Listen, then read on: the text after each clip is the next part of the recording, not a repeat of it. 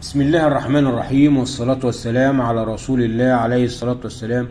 أصدقائي ومشاهدي والأديب خالد محرم، تحية طيبة.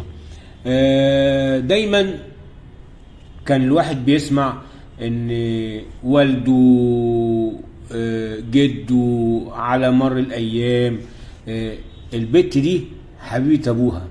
دايما كنا بنسمعها، ودي من الألقاب اللي كانت محببة دايما للبنات في زمننا ده والزمن اللي قبل كده واللي قبل كده، وأنا أعتقد إنها ما زالت موجودة حتى الآن، مش ليس بس في صعيد مصر أو في الأرياف، لا، ده كمان في البيوت مش هنقول كمان الشعبية، لا، وفي البيوت الراقية وفي في كافة المستويات.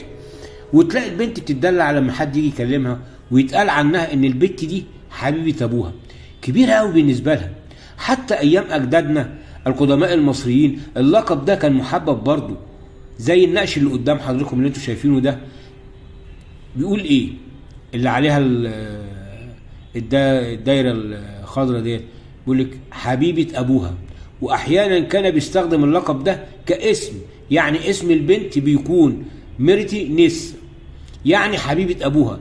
البنات كانوا اكتر من مجرد نسل في مصر القديمه، البنات كانوا هم الحياه، كانوا هم الملوك، الملكات للملوك. خالد محرم، السلام عليكم ورحمة الله وبركاته. بسم الله الرحمن الرحيم، والصلاة والسلام على رسول الله عليه الصلاة والسلام. أصدقائي ومشاهدي والأديب خالد محرم، تحية طيبة.